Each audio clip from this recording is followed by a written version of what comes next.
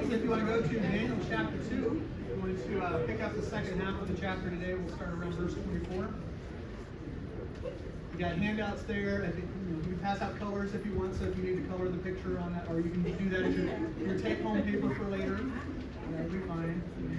You can give it to your kids and have them put it on the refrigerator like you did with theirs when they bring their papers home from church.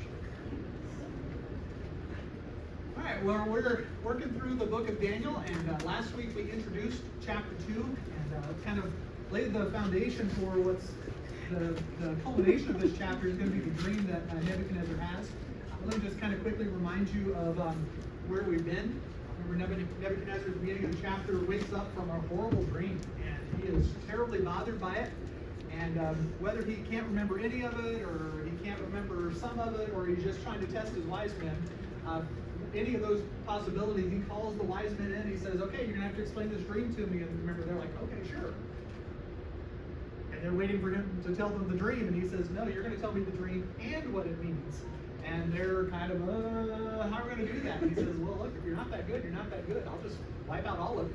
And so Nebuchadnezzar issues the order that all of the wise men, which would include Daniel and his friends who are in training for this program, to all of them to be executed. And Daniel goes to them and says, can we have a night to ask the God of heaven to answer this? And so Daniel and his friends pray throughout the night, and we ended the chapter with God revealing to Daniel what the dream was and what it means. And we ended last week with looking at Daniel's prayer to God, a beautiful example of prayer. We're going to see that several times throughout this book. We'll learn a lot about how to pray from watching Daniel over the course of his life. But now that we've gotten the answer to the prayer, now it's time to deliver that answer to the king. So we're going to pick up the story in verse 24 and kind of just move through so we get to see what the dream was and what the interpretation of that dream would have been. So this first section, we're going to see Daniel going to the king. Look at your Bibles at chapter 2, verse 24. It says, Daniel went in unto Arioch, whom the king had ordained to destroy the wise men of Babylon. He went and said thus to him, destroy not the wise men of Babylon, bring me in before the king, and I will show unto the king the interpretation. It's interesting, Daniel here, as soon as he has the answer, basically, he makes sure to tell Arioch, hey, let's hold off on the executions here. I have what the king is looking for. I think it's I'm intrigued by Daniel's desire here to keep the rest of the wise men from being executed. I mean, you kind of look at it from one perspective, like Daniel's like, he knows these guys are frauds, he knows they're false gods, and he knows they obviously couldn't deliver, so why not just let them get wiped out? But I see Daniel's compassion and grace here. He says, no, don't hurt any of them. Let the king know he doesn't have to implement this order. I don't want to get into the applications too much that I want to get into later, but I just want to mention this aspect of Daniel being willing to, even with these guys, let God work it out. Daniel has an opportunity to, well, I could have all these wise men of Babylon wiped out. I could let them go, and I would just be the survivor because I can, I can answer the question. I can show them the true God. And I think it's interesting. Daniel has this compassion on others that is not seeking to destroy. He's not seeking to hurt them. Ultimately, he's content to wait for God to take care of sorting out the bad guys in the world. That just means that I pause too quick for application yet, but I just want to remind us, sometimes we get a little bent out of shape at the wrong of the world and the things that go on, and sometimes if we're not careful, our mentality and attitude is, we're to strike them down, and we're bring them to their end, and he's going to. God's going to sort everything out. God hasn't made a mistake or done anything wrong yet. Our job is to exercise compassion. We're to show love and care to others, even when they're not doing right, even when they're doing wrong. We have a responsibility to us do right and let God take care of the judgment aspect. It doesn't have to come from us. In any case, I look at his statement here, verse 24, and Daniel is very confident. He's got a confident faith in his God. Notice what he says here, I will show the king interpretation. Remember, he hasn't validated or verified any of this with Nebuchadnezzar yet. But he's got a confidence that this is what I prayed for, this is what God told me, this is true. And he's going to act confidently in faith. You don't have to be intimidated when you're confident you have a message from the Lord to deliver to others. Well, verse 25, Arioch brought in Daniel before the king in haste and said thus to him, I have found a man of the captives of Judah that will make known to the king the interpretation. And that one just makes me laugh. You do see the perspective of people of the world, right? Oh, look what I did. I found a guy who can answer your question. You didn't find him. He found you. Like the previous verse said, Daniel came to you with this. But I do appreciate Ariok here. He's looking for a promotion, I think. He says, yeah, I found this guy who can answer your questions. Verse 26, the king answered and said to Daniel, whose name was Belteshazzar, art thou able to make known unto me the dream which I have seen and the interpretation thereof? Understand why he might be a little skeptical. All of his other wise men couldn't pull this off. They weren't able to do anything. He said, are you able to do this? Daniel answered in the presence of the king and said, the secret which the king had demanded cannot the wise men, the astrologers, the magicians, the soothsayers show unto the king. Daniel reminds Nebuchadnezzar that no human being could give him the answers that he's looking for. He's letting Nebuchadnezzar know your gods, your religion, your scholars and your soothsayers and your magicians that you put all this confidence in, they're worthless. They cannot give you the answers that you seek. In verse 28 he says, but there is a God in heaven that revealeth secrets, and maketh known unto the king Nebuchadnezzar what shall be in the latter days. Thy dream and the visions of thy head upon thy bed are these. There's a theme that runs all the way through this book of contrasting the gods of this world, the things that this world puts all of its confidence in, and the fact that it can't produce. It ultimately can't deliver. It can't answer the questions that we have. It can't accomplish what we want it to do. But there is a God in heaven that reveals these things. And we're going to see one example in this passage of the God of heaven able to do what the gods of this world can never accomplish. We'll see it again in chapter 3. We'll see it again in chapter 6. We'll see this kind of ongoing theme throughout the book of recognizing that our answers to life's questions ultimately come from God. I do want to mention something about verse 28 because it's going to kind of set the framework for what we're about to see play out. He says, there is a God in heaven that revealeth secrets and maketh known to the king what shall be in the latter days. He says, look, I'm going to tell you what's going to happen. And that phrase there, it says latter days. It's kind of the idea of after this, the after this things. It's basically what happens next. I'm going to show you something real quick here that just, if you get this framework, I think it makes biblical eschatology, statements that the Bible makes about the future, a little easier to comprehend. When the Bible wants to talk about the future, it's really doing it very simply. We sometimes make it very complex, and I'll show you why that is in a moment, but biblical eschatology is actually pretty straightforward. When the Bible talks about time, it talks about, this time, the time we're in now, whatever time that is, this present age, and the age to come. There's the way things are now, and the way things are going to be. The now, if you want to think about it in terms of present, and the future. And a lot of times when the Bible talks about the future, it just kind of lumps them all into that category. If it's not now, well, then it's in the other bucket. If it's not in this bucket, the present age, well, then it's in the other bucket. And everything that the Bible talks about happening in the future, in a sense, it's like the Bible puts it all into the same bucket. Now, those of us that like, our timelines, our charts, like everything kind of diagrammed out, sometimes that can be a little frustrating to us. But the Bible's not trying to, give us the ability to make charts. And we'll talk about charts in just a moment. But that's not the point.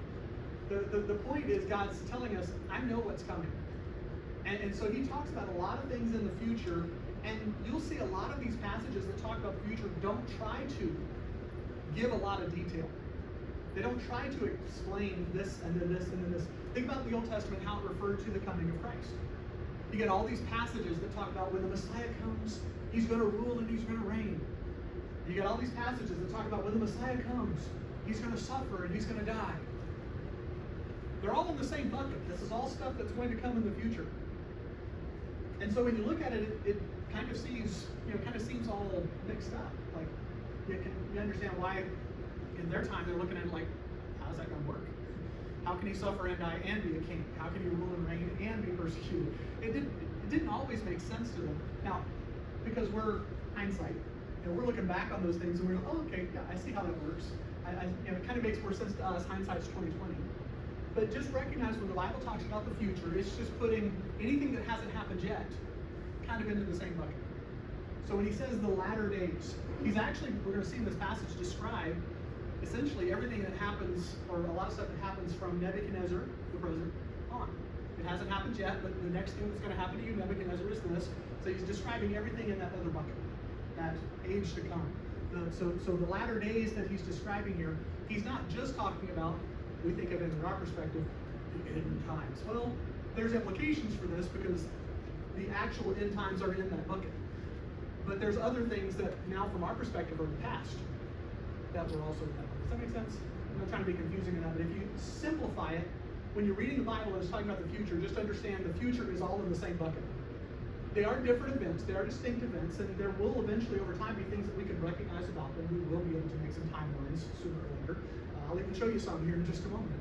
The timelines will become obvious, but when you read about it in Scripture, just if it hasn't happened yet, it's all in the latter days. In the latter days, these are going to happen. In the end times, in that day, on that day of the Lord, on this day, and it'll put all sorts of stuff into that bucket of what just hasn't happened yet. Their eschatology, their eschatological time charts were pretty simple. It's now or it's in the future. One of those two things. All right, so he tells Nebuchadnezzar here, this is what's going to happen next. I'm going to tell you the future. Let me show you some things that are in that bucket of the latter days. Verse 29. As for thee, O king, thy thoughts came into thy mind upon thy bed. What should come to pass hereafter? And he that revealeth secrets make known unto thee what shall come to pass. We're going to see in just a moment, Daniel's going to reveal not just the dream, but even the circumstances that produced it. Daniel says, I'm even going to tell you what you were thinking about the night before you had the dream. Because if there's going to be any question here whether or not Daniel truly has a word from the Lord, Nebuchadnezzar's going to be impressed. Because all he told the wise men was that he had a dream. That's the only information they've been given. Daniel's going to tell him, he said, the thoughts that came into your mind, what should come to pass hereafter? Apparently, Nebuchadnezzar, you've been thinking about what was next. You've been thinking about the future, Nebuchadnezzar. That kind of makes sense to me. I mean, I can picture Nebuchadnezzar. He's been king now for a couple of years. He's established on the throne. He took over from his dad. He is now the greatest leader in the world. He owns, basically the whole empire. All of that part of the world, he was in total and absolute control over. And I would imagine he starts thinking about, all right, now what do I do? Well, what's going to happen next? We're going to find out throughout the course of Nebuchadnezzar's life. We'll see a lot about him that he has a lot of tendencies toward pride. He's very proud of his accomplishments, and he's a little bit of what my dad used to call a little too big for his britches, where he's going to be very full of himself.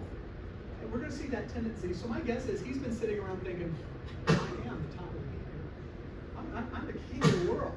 And I'm going to set up a kingdom that's going to last forever. And this is going to be the greatest kingdom the world has ever known. And you can kind of just imagine Nebuchadnezzar just laying in his bed, just kind of playing these thoughts in his mind. Just looking at the highlight reels of his career. And just playing them over and over again like, yes, I am all that and a slice of bread. And my kingdom is the greatest that's ever come. And you can picture him, kind of drifting off to sleep. And can you imagine then this dream that he has, which we're going to look at in just a moment? This giant statue that is absolutely demolished and crushed into dust. That probably did put a little startle into him. That's not exactly what he had been contemplating beforehand. But we're gonna see how this one continues to play out. It says, as for me, the secret is not revealed to me, verse 30, for any wisdom that I have, more than for any living, but for their sakes that shall make known the interpretation of the king, that thou mayest know the thoughts of thy heart. And Daniel here is going to be the exact opposite of Nebuchadnezzar's pride. Nebuchadnezzar's pride, he's been contemplating, I'm the greatest that ever was. I'm the greatest that ever will be. Now Daniel's going to reveal this secret to him. And Daniel is going to be very humble. Daniel says, this is not about me. I don't have any special abilities. I don't have any super insights. He says, this secret is not revealed to me for any wisdom that I have. This is coming from God. This is what the God of heaven does. And I'm just fascinated that Daniel is going to constantly divert attention to his God. We're going to see Daniel have some great accomplishments. He's going to be in a great position. We're going to see promotions. We're going to see opportunities. Tremendous ministry that he's going to have. And yet Daniel's attitude throughout all of it is, it's not about me. This is not to draw attention to myself. Anything he says, any wisdom I have, anything that is accomplished, that glory goes to God. What a contrast. Nebuchadnezzar saying, it's all about me. And Daniel said that he's not ignoring the fact that God can do some great things through him. But he understands I don't get the credit for it. All the credit belongs to God. We're going to see this contrast between humility and pride played out many times throughout the course of this book. Well, let's look at what the dream is. Starting in verse 31, Daniel's going to reveal this dream. He says, Thou, O king, sawest and beheld a great image. This great image, whose brightness was excellent, stood before thee, and the form thereof was terrible. And it says, your vision, your dream was that you saw this great image, this towering image, this monstrous, kind of picture it as we're going to see it described here, kind of like a statue. This giant statue, brightness was excellent, it was dazzling, it was beautiful. And he says that it was terrible. The idea that this vision is impressive in that sense, like almost scarily impressive, this monstrous statue that he sees. Verse 32, the image's head was of fine gold, his breast and his arms of silver, his belly and thighs of brass, his legs of iron, his feet part of iron and part of clay. So think about how Daniel describes this. And this is obviously an interpretation of what Daniel saw here. You have this head that's made out of gold on this image, this statue. It's got chest and arms of silver, belly and thighs of brass, legs of iron, feet of iron and clay. So this is how he describes this image. Now we're going to see some interpretation here in just a moment, but just think about the imagery here. If we're going to assume that this vision, this dream that he has is symbolic, you think about what image this is portraying. The head, obviously, a crucial component of the body. It's the head that gives direction. It's the head that starts things. And that head here, it says, is made of gold. Out of all of the components of this, the most valuable of all these metals. But then the head, it sits on top of shoulders and chest and arms that are made of silver. Silver, a metal that's a little harder than gold, a little stiffer, but also we generally consider a little bit less valuable. Then that goes to a belly and thighs of brass. Metals continue to get harder here. The brass is a little bit more firm. It's a little more build things out of it, make stuff out of it that's a little more solid. Belly and thighs of brass. But again, you kind of see a downgrading of value, going from gold to silver, now to brass. Then you get to the strongest of all these metals that so far, these iron legs. Iron, you can make the hammer or the anvil, and the strongest of all the metals. But I have a hammer. I got a sledgehammer out in my backyard. It's got that big tip on it. It goes, all that valuable. And so you kind of see as it goes down, it gets stronger, but it also gets less valuable. And then he's going to get to the feet he describes as being part of iron and part clay. Those are two things that don't play well together. I mean, you can fit clay around a piece of iron, but they don't really mix. It's not really something that's going to hold together. If you dropped a clay pot that had iron woven into it, the clay is going to shatter and the iron. They don't hold together. They don't really fit together. They can be made to fit together, but they're not really connected to each other. They don't blend like that. They're two different substances. So you got feet of iron and feet of clay. And you would just imagine, because if you've ever dropped a clay pot or knocked over a vase or a vase, depending on how expensive it is, you knock it over, it shatters. You kind of picture this whole statue ends up, you go from top to bottom, it ends up. You're guessing that's a little unstable. That iron and clay mixed together as the base of the statue is probably not going to go very well. So you see this description of this statue that becomes less valuable as it goes down, less impressive as it goes down, but also stronger as it goes down. It also tends to get a little more divided. By the time you end up, you've got the two legs there on the statue. So this is what he has seen. Now this next part is probably the part that bothered Nebuchadnezzar the most. The reason he was so disturbed by this image is verse 34.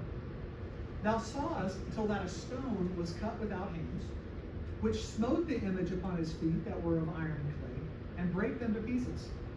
Then was the iron and the clay and the brass and the silver and the gold broken to pieces together and become like the chaff of the summer threshing floors. And the wind carried them away, that no place was found for them. And the stone that smote the image became a great mountain and filled the whole earth. The last part of this vision was this great statue, which, is it's huge, monstrous, and impressive, with images of value and strength, and all of these images that, can you picture Nebuchadnezzar having this dream? And he's like, ooh, this is impressive. And with his pride, you imagine, Nebuchadnezzar starts imagining, ooh, this is about me. Giant, impressive, great, strong, valuable person. And then he sees this rock and hits the statue at its base. The whole thing just comes crumbling down, blows away, and whatever that rock is, it becomes big enough, a mountain big enough to take over the whole earth. And he's like, if that statue was me, what is that? What's going on here? And you kind of understand how Nebuchadnezzar being a little shaky about what this whole dream was all about. So verse 36, this is the dream, and we will tell the interpretation thereof before the king. It's kind of interesting. Nebuchadnezzar seems impressed with the accuracy of Daniel's version of this dream so far. He doesn't even pause to affirm it. Daniel just says, okay, that's what your dream was. Now let me tell you what that dream means. Let me explain this to you. So starting in verse 37, Daniel begins to interpret this dream for the king. Verse 37, O thou, O king, art a king of kings. For the God of heaven hath given thee a kingdom, power, and strength, and glory. I would imagine Nebuchadnezzar smiled a little bit as Daniel started talking. King, you're a great king. You're like the king of all the kings. You've got this great kingdom and power and strength and glory. Did you notice what Daniel stuck in there? The God of heaven giveth this kingdom to you. This isn't about you, Nebuchadnezzar. This isn't something that you think you've accomplished this. You're only doing this because God put you there. God placed you in this position. God gave you this kingdom. And we know from other passages of Scripture that God raised up Babylon specifically as a judgment upon his people. He's using the kingdom of Babylon to try to get his people's attention, to get them off of idolatry and to refocus and punish them for their sins. And I mean, all of what Babylon is doing that he thinks is for his own ends. He says God has an agenda that you're not aware of. God's been working, God's been moving, God made you this position. God gave you this opportunity, Nebuchadnezzar. Verse 38, and whithersoever the children of men dwell, the beasts of the field and the fowls of the heaven, hath he given into thine hands, and hath made thee ruler over them all. He says, this is what God has done for you. God has placed you in a position of supreme authority. Nebuchadnezzar, you really have been placed in charge of the world. There's nobody at this point to oppose you.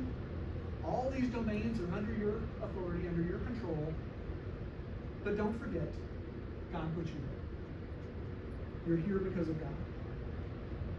But to interpret the statue here, he says this head of gold, he says at the end of verse 38, thou art this head of gold. So Daniel interprets this, that the gold head on this statue, the one at the top of the heap, if you will, cream of the crop, the most impressive, the most valuable, he says here is Nebuchadnezzar. And it's not intended to fluff Nebuchadnezzar's ego here. It's here to say God has given you a great privilege. God has put you in a great position. So this Nebuchadnezzar here is the head of gold, and we're going to see the rest of these. He refers to them as kingdoms. So I think you can kind of interchange that with the kingdom of Babylon that Nebuchadnezzar represents. He and the kingdom are kind of the same thing. It says that's what you are. You're this head of gold. But verse 39, and after thee shall arise another kingdom, inferior to thee. Well, that had to hurt to tell Nebuchadnezzar. And just so you understand, you're not permanent. Your kingdom is not going to last forever. I know that may have been what you were contemplating on your bed about how you were going to make this kingdom, extend forever, and you were looking at your great and glorious future. Not only, Nebuchadnezzar, are you going to be replaced. Here's the kicker. You're going to be replaced by an inferior kingdom. Already dealing a little bit with Nebuchadnezzar's pride here, but he's telling you, you are due for replacing. and another third kingdom of brass, which shall bear rule over all the earth. Let's look at this inferior kingdom, though, first in verse 39. He doesn't name what the kingdom is. He's very clear about Babylon, Nebuchadnezzar, you're the head, but you're going to be replaced by an inferior kingdom. He doesn't name them. He doesn't say who they are. But this is where we get the benefit of, we have history. We are past these events, and so we can look back and recognize, well, what kingdom replaced the kingdom of Babylon? And we'll actually read about it later in the book of Daniel. It's the kingdom of the Medes and the Persians. Nebuchadnezzar is top of the heap right now, but eventually there's going to be some people off to his east that are going to start to organize and start to expand. And a king by the name of Cyrus is going to march his troops, and he's going to march right into Babylon and take it over. And so the kingdom of Babylon is going to come to an end. And they'll be replaced by the kingdoms of the Medes and the Persians. And the biblical evaluation of this is, for these verses, a kingdom inferior to thee. So it's how are the Medes and the Persians? If you look at it in terms of amount of land that they cover, the Medo-Persian Empire was actually a little bit bigger.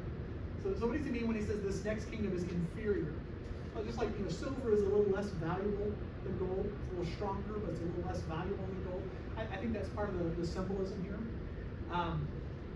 There were a lot of ways in which you could look at the height of man's power and man's abilities kind of represented there in the Babylonian Empire. Nebuchadnezzar really was. He was it. I mean, nobody told him boo. He had free reign to do whatever he wanted to. When the Medes and Persians come along, the kings don't have that much power. I mean, they're still powerful. But we'll read about it when we get to Daniel chapter 6. The kings of the Medes and the Persians were bound by laws. They couldn't just do what they wanted to. The story from Daniel chapter 6 in the lion's den, when the law said Daniel had to go into the lion's den, even the king couldn't overrule that law. We're going to see that they don't have the same power. Nobody had the kind of power that Nebuchadnezzar had. So inferior in that sense. And I think also as we move down this, we're going to see this continual degradation, just like these materials get less valuable. If you look at the history of the world as the kingdoms come and go, they do get worse. They might get stronger, they might get bigger, but I mean, I'm not putting any stamp of approval on Babylon, but as you go down this list, if you're just looking at moral qualities, kingdoms just keep getting worse and worse and worse and worse and worse. So both, in terms of power and in terms of morality, I think you are going to see a regular downgrade in these kingdoms as they go forward. But like I said, I think for this it probably just was a kick in Nebuchadnezzar's pride to tell him he would be replaced by an inferior kingdom. And then also in verse 39 he says, and not only that, he doesn't pause on that kingdom much, another third kingdom of brass which shall rule over all the earth. And he doesn't spend much time talking about this kingdom. He just says that kingdom that replaces you will also be replaced. So again, we look at human history and we say, well, what was the next major world empire after the Medes and Persians? How did they end? Well, the Persian kings were defeated by this upstart guy out of Greece by the name of Alexander, who marched his troops out of Greece, went through Turkey, and just swept through in about 3 years and just wiped out everybody, took over the world. And so the Persian Empire was eventually replaced by the Greek Empire. Alexander the Great himself didn't last very long. He only lived for a few years after that, but the Greeks basically maintained control over this whole area of the world for the next couple hundred years. So that belly and thighs of brass is a picture of that third great empire, the empire of the Greeks. Then verse 40 says, and a fourth kingdom shall be strong as iron. For as much as iron breaketh in pieces and subdueth all things, as iron that breaketh all these, it shall break in pieces and bruise. It's telling us, it's helping us understand if we're interpreting the symbolism correctly. He says that next kingdom is made out of iron, and you're supposed to understand that it gets stronger. That this is the strongest of all of these metals. That iron just breaks, destroys, crushes everything. Some very strong words in there. He says breaks, subdues, breaks in pieces, bruises. I mean, you get the impression whatever this kingdom is, it demolishes. That's what it's known for. It crushes whatever is in its path. Your knowledge of world history doesn't make that too hard to identify there. We understand that when the Romans came on the scene, there was nothing to compare with the strength of the Roman Empire. As far as nobody could stand up to it. They just dominated, and for a long period of time. From a couple hundred years BC to all the way up to 400, 500 AD, the Roman Empire was in charge. And they ruled with literally a lot of iron, if you will. This description that he gives of this fourth kingdom fits very well with the Roman Empire. There's even a little bit of symbolism in the fact that it's the Roman Empire that's represented by the legs of the statue. Two legs, kind of a divided stance there. Remember from your history classes, eventually the Roman Empire, as strong as it was, would eventually divide. There would be an Eastern Roman Empire and a Western Roman Empire. Still Rome, it's still the same governmental system or whatever, but kind of a divided empire.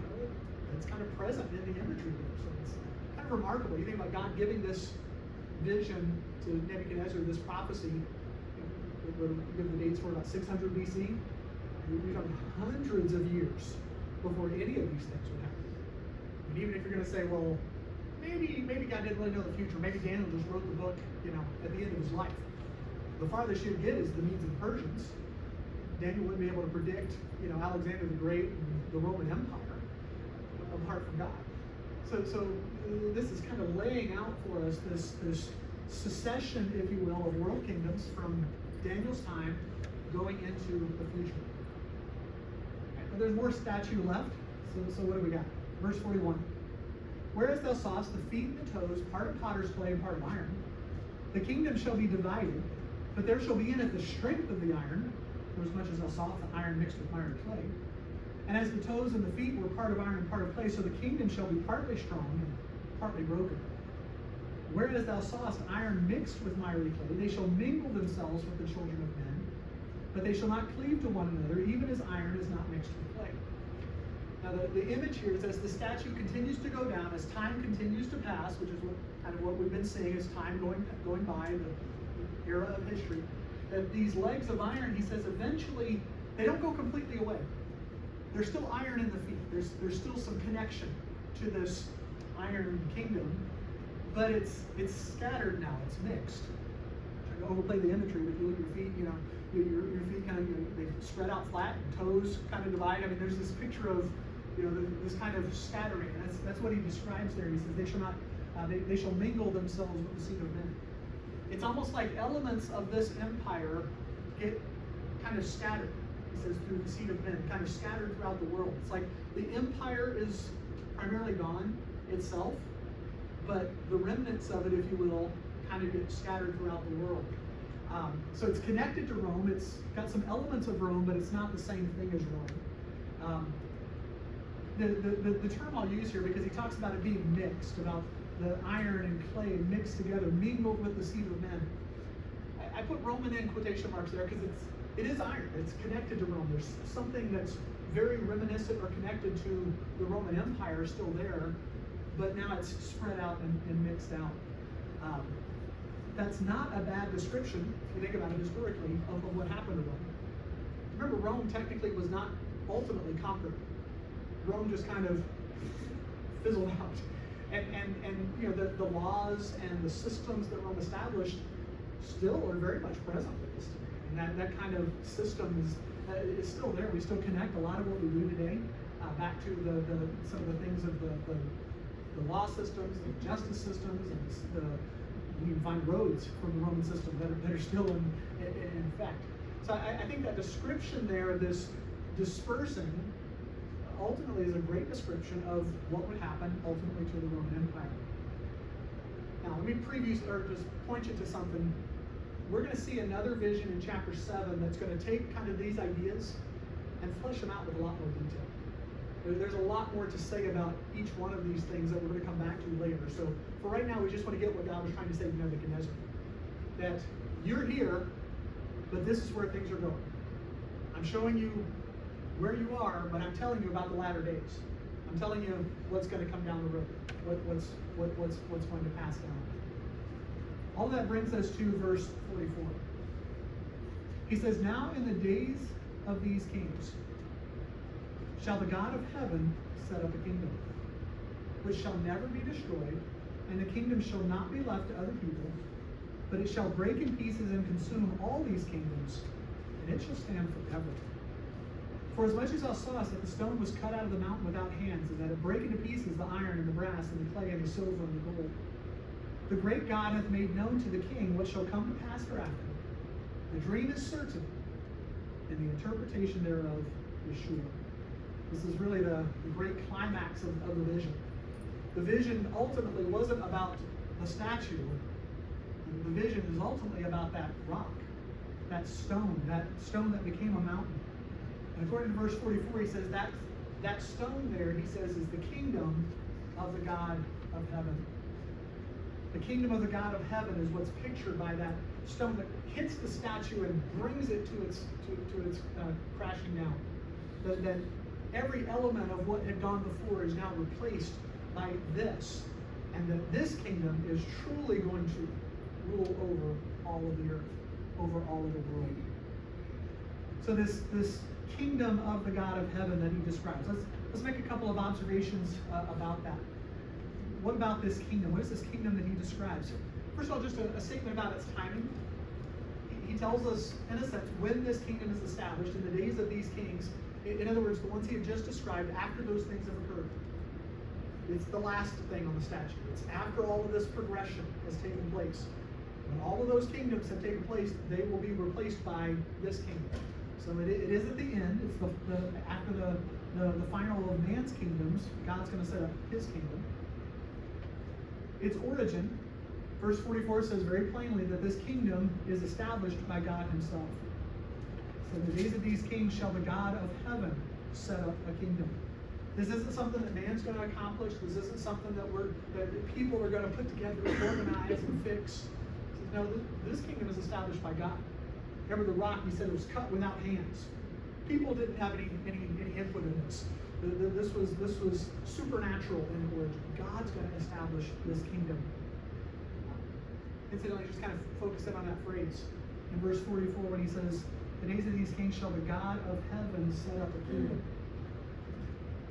The kingdom of God, the kingdom of heaven. That phrase that we see it so much in the New Testament, especially in the teachings of Jesus.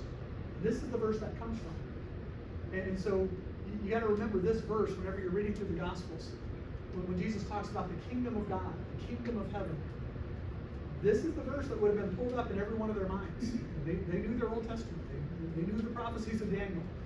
And so when Jesus would say things like, the kingdom of heaven is at hand, the kingdom of God is, and he begins to describe it to them. In their minds, they're all going back to this passage. They knew this kingdom was coming. They knew that one day the God of heaven would set up his kingdom on the earth. So the origin of this kingdom is God himself. And then notice some statements about some things we can know about what this kingdom is like. What is this kingdom of God, this kingdom of heaven? He says, first of all, it's eternal. He says, this kingdom would not be left to other kingdoms. It shall stand forever. Think about the statue. Every one of those other kingdoms got replaced. As great as Nebuchadnezzar was, replaced. Great as Alexander the Great was, replaced.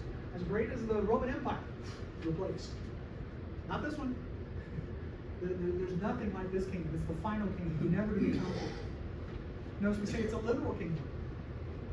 All of those kingdoms, there was actually a Babylonian Empire. There was a for real, Medo-Persian Empire. There really were Greeks, and Romans really did rule the world. They were all real. This kingdom is just as real as those are. There's a literal reality to this. I know sometimes it's hard to picture that because we tend to focus on the spiritual applications of the kingdom. But remember, one day God's going to set up a kingdom. He's literally going to rule and reign over this earth. As real as there is a government system over our world today, there are people ruling and reigning, if you will say, in Washington. There will really be a literal rule and reign of Messiah upon the earth. It's coming. It's as real as any of these other kingdoms will. And he said it was worldwide. This kingdom fills the earth. There's not going to be any part of man's habitation that's not under the authority of this kingdom. It's eternal, it's literal, it's worldwide. And according to Daniel's prophecy, it's coming. To get particular, it's next. It's the next thing he describes. I mean, we look at where we are on that timeline. If you want to turn that into a timeline, we're at the end of that. And God's kingdom is next. What a vision. What a message. Let's wrap up the chapter here just to see how they react to it. Verse 46 says, Nebuchadnezzar fell on his face and worshipped. And commanded that they should offer an oblation and sweet odors to him. And kind of picture the look on Daniel's face when Nebuchadnezzar falls down in front of him and says, "Hey, bring in some sacrifices." I'm like, Daniel's like, no. I can't picture Daniel, enjoying. He's going to feel very awkward by this. But this is what Nebuchadnezzar thinks you're supposed to do, right? I mean, he worships all these gods, and so this God answered. So I've got to honor this God's guy. So lost people do what lost people do. That's what Nebuchadnezzar is doing here. Verse 47, the king answered to Daniel and said, of a truth that your God is a God of gods and a Lord of lords and a revealer of secrets, saying that thou couldst reveal the secret. He is understandably impressed. None of my wise men could pull this off. You must be pretty awesome. Your God is able to do something that my gods couldn't do. Now don't go too far with this. Nebuchadnezzar this isn't his conversion right now. He didn't just get saved. But he is at least acknowledging there's something to this God of Israel. At this point, I think he's just kind of willing to add God to his pantheon. He's acknowledging that this God can do some things. He's aware of God. He knows who, in that sense, who God is. He hasn't come to a personal saving faith in God. We'll see if that changes over the course of this story. We've got more to do with Nebuchadnezzar, but at least at this point, he is at least impressed by God. Which is probably not unlike many people today. A lot of people today have a favorable opinion of God without exercising faith in God. They like God. God's very popular, but they don't really know him. That's about where Nebuchadnezzar is at this point. But this is ultimately the climax of the story, where these pagans are recognizing the greatness and the supremacy of the true God over all of their gods. Verse 48, then the king made Daniel a great man and gave him many great gifts and made him ruler over the whole province of Babylon and chief of the governors over all the wise men of Babylon. Daniel gets an immediate promotion here, basically becomes the prime minister of Babylon, the king's right-hand man, kind of the chief administrator as far as Nebuchadnezzar's kingdom goes. Verse 49 says, and Daniel requested of the king, and he set Shadrach, Meshach, and Abednego over the affairs of the province of Babylon. Daniel doesn't forget his friends that prayed with him, and so they're going to get promoted as well. It says, but Daniel sat in the gate of the king. It's just a euphemistic way of saying Daniel's in charge. He's not the king, but he's the one administering, dealing out, and working over the kingdom on behalf of the king. So let's wrap up chapter 2 here just with a couple of observations, some lessons, some takeaways from seeing what God reveals to Nebuchadnezzar about the future in this passage. First of all, just a reminder. This is profitable for us to dwell on today, to remind ourselves that God is sovereign over kings and the affairs of this earth. Too many times we get caught up in the nitty-gritty of life and we start panicking and worrying and wondering and questioning. None of this is intended to take us out of a concern for doing what's right in this world. But at the same time, take the pressure off of yourself of feeling like you're responsible for what goes on in this world.